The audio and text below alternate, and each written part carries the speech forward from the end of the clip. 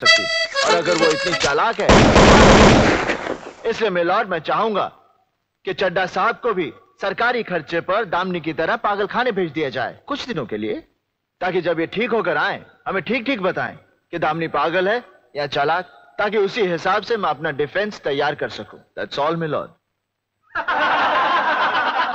Milord, मैं ये साबित कर चुका हूं कि दामिनी एक गिरे हुए वो लोग होते हैं जो अपने घर में पली हुई लड़की का बलात्कार करते हैं। गिरे हुए वो लोग होते हैं जो अस्पताल में पड़ी लाचार लड़की का खून करवाते हैं। उस लड़की का बलात्कार गुप्ता साहब के घर में नहीं हुआ और ना ही उसका खून हुआ है। उसने आत्महत्या की है और उसके लिए मैं अपने गवाह पेश कर चुका हूं, और मैं उन्हीं गवाहों से कुछ सवाल करना चाहूंगा मिलॉर्ड। Permission granted.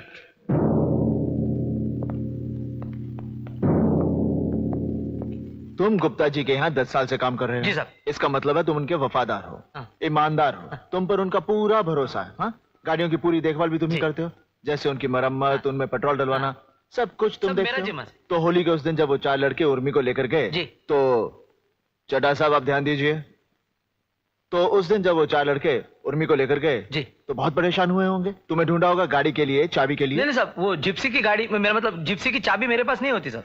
तुम्हें कैसे मालूम कि वो जिप्सी में गए?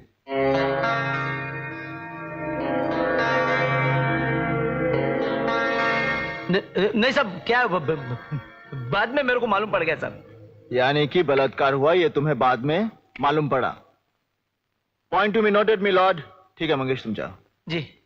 Bloody fool. मंगेश जी। चड्ढा साहब, आप मंगेश को डांटना चाहते होंगे? हाँ? क्या बड़बड़ कर रहे थे तो मैंने सोचा कुछ पूछना चाहते होंगे। नहीं।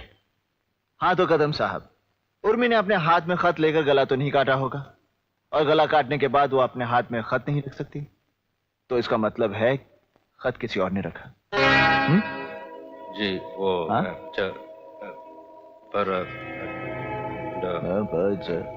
चड्ढा साहब, आपको मबज की भाषा समझ में आती है? खैर, आपको तो वैसे कुछ सुनाई नहीं देता। मिलॉर्ड, सबसे बड़ी बात तो यह है कि उर्मी को लिखना नहीं आता था।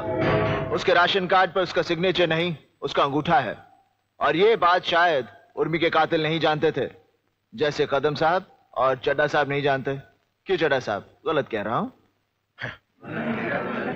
योर ऑनर, अब मैं दामिनी के पति शेखर गुप्ता को बुलाने की इजाजत चाहूंगा। इजाजत है।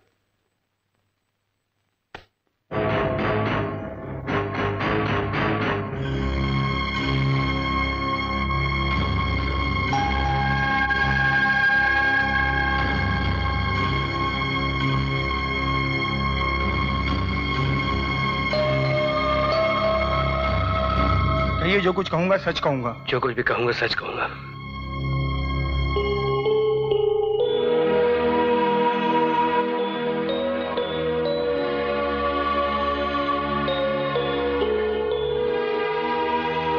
शेखर बाबू, क्या आप अपनी पत्नी से प्यार करते हैं? मैं ऐसे बेतुके सवाल का जवाब देना नहीं चाहता हूं। कमाल है मिलॉर्ड, मैंने तो एक बहुत ही सीधा प्रश्न पूछा है कि एक पति अपनी पत्नी से प्यार करता है या नहीं। क्यों चड्ढा साहब, कुछ गलत पूछा? नहीं? हाँ तो कहिए, आप करते हैं या नहीं? जी। क्या कहा चड्ढा साहब, आपने सुना? नहीं सुना? देखिए चड्ढा साहब, मुझे जरा कम सुनाई देता है, जरा जोर से बोलिए प्लीज। जी मैं करता हूं। आंखें झुका के नहीं, अपनी पत्नी से आंख मिलाकर कहिए कि आप उससे प्यार करते हैं या नहीं। ये एक औरत के विश्वास का सवाल है। जी बहुत करता हूं। मिलॉर्ड, शेखर बाबू अपनी पत्नी से बहुत प्यार करते हैं। ये मैंने भी सुना, चड्ढा साहब ने भी सुना, हम सब ने सुना। खैर, ये और बात है कि मुस्कुरा कर भी कह सकते थे। हाँ तो शेखर बाबू, मुझे हैरानी हो रही है कि आप एक ऐसी औरत से प्यार करते हैं जो बददिमाग है, पागल है। एक ऐसी औरत से प्यार करते हैं जो आपके माँ बाप की बेइज्जती करती है। एक ऐसी औरत से प्यार करते हैं जिसने आपके घर की सुख शांति में आग लगा दी, और तो और वो आपसे नहीं आपकी दौलत से प्यार करती है। एक ऐसी औरत जो गुप्ता खानदान की इज्जत को सड़क पे क्या बकवास कर रहे हो तुम? जो मन में तुम बोल देते हो। ये मैं नहीं कह रहा, ये तो आपके काबिल वकील चड्ढा साहब और आपके घर वालों ने दामिनी पर इल्जाम लगाया। गलत कह रहा हूं? नहीं ना? खैर छोड़िए, मैं भी जानता हूं ये लोग झूठ बोल रहे हैं। हाँ तो शेखर बाबू, आप ये बताइए कि होली के उस दिन जब आपकी पत्नी घबराई हुई आपके पास आई, और आपको छत के ऊपर ले गई, जहां आपने उर्मी का बलात्कार होते हुए देखा। चड्ढा साहब अब ध्यान दीजिए प्लीज। तब आपने क्या किया?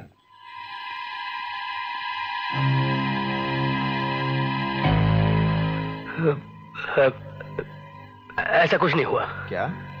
इसका मतलब है दामिनी झूठ बोल रही है? ये तो मैंने नहीं कहा। आपने क्या कहा? दामिनी कह रही है कि बलात्कार हुआ, आप कह रहे हैं बलात्कार नहीं हुआ। तो दामिनी झूठ बोल रही है। वो झूठ क्यों बोल रही है? अब वो झूठ क्यों? ऐसा कुछ नहीं हुआ। मैं कह रहा ऐसा कुछ नहीं हुआ। तो इसका मतलब है दामिनी पागल है? बिल्कुल नहीं। चड्ढा साहब, आई एम सॉरी, आप सही कह रहे हैं। दामिनी पर दिमाग है, गिरी हुई औरत है, बिकी हुई औरत है। Stop this bloody nonsense! I am talking sense. Stop it! Stop it! Govind जी यहाँ आइए, आइए यहाँ। आपको मेरे पति से इस तरह बात करने का कोई हक नहीं। वो मेरे लिए गवाही दें या ना दें, उनकी मर्जी, लेकिन मुझसे इस तरह उनकी, भगवान के लिए भरी अदालत में उन्हें इस तरह शर्मिंदा ना करें। उन्हें जाने दीजिए। आप अपने आप को समझती क्या है? हाँ, क्या समझती है अपने आप को? जी। मैं आपका गुलाम हूँ, नौकर हूँ, खरीद लिया आपने मुझे? हाँ, अरे तुम जैसे 2 टके की औरत को मैं अपने बाजू में आने ना दूं। गोविंद, एक लफ्ज भी और मेरी पत्नी से कहा तो। सॉरी दामिनी। मिलॉर्ड, देखा आपने, जब मैं पति से कुछ कहता हूं तो पत्नी को बुरा लगता है, और जब मैं पत्नी से कुछ कहता हूं तो पति चिल्लाता है। यह बात साबित होती है कि इन दोनों के बीच बहुत गहरा प्यार है, जो ऐसे नाजुक वक्त पर भी चट्टान की तरह मजबूत है। बावजूद इसके कि दामिनी ने शेखर के सगे भाई पर बलात्कार का आरोप लगाया, बावजूद इसके कि दामिनी शेखर के खानदान को कोर्ट में घसीट लाई, फिर भी शेखर दामिनी के खिलाफ एक लफ्ज सुनने को तैयार नहीं, क्योंकि वो तहे दिल से जानता है कि दामिनी जो कर रही है वो सही है, जो कह रही है वो सच है। और अब मैं वही सच शेखर बाबू की जुबान से सुनना चाहूंगा। शेखर बाबू, अब मैं आपसे और कोई सवाल नहीं करूंगा। मैं ये केस छोड़ रहा हूं, क्योंकि दामिनी को मेरी नहीं, आपकी जरूरत है। वो आपकी पत्नी है, आप ही उसके सब कुछ है, इसलिए फैसला आपको करना है कि उन 4 अपराधियों को बचाने के लिए आप अपनी मासूम पत्नी को सजा दिलाएंगे। यह फैसला आपको करना है, आपको।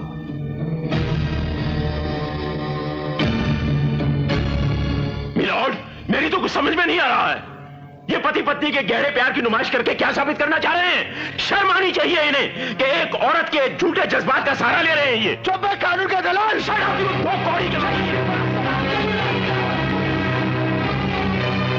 Order order order.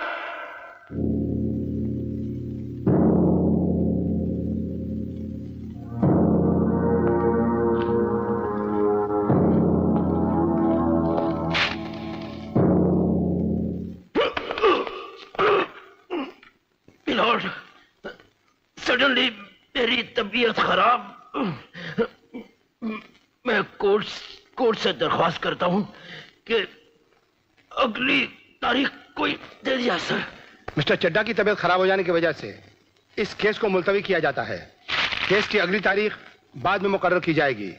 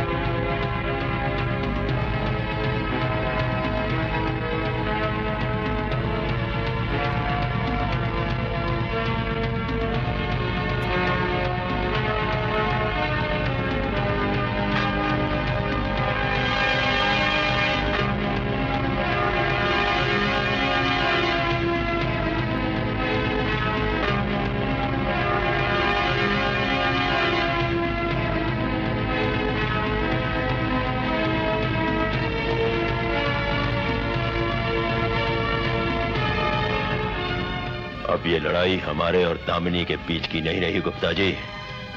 एक तरफ वो लोग हैं जो सदियों से सर झुकाए जुल्म सहते आ रहे हैं, और एक तरफ हम। दामिनी ने आम आदमी को जोड़कर बहुत बड़ी ताकत जुटा ली है, और अब सिर्फ इसका एक ही रास्ता है, सिर्फ एक ही रास्ता। जैसे उर्मी के खून को एक आत्महत्या बना दिया गया था, वैसे ही दामिनी की मौत को एक रोड एक्सीडेंट बना दिया जाए। सच्चाई की जो मशाल वो हाथ में लिए घूम रही है, उस मशाल को उसी के खून से बुझाना होगा।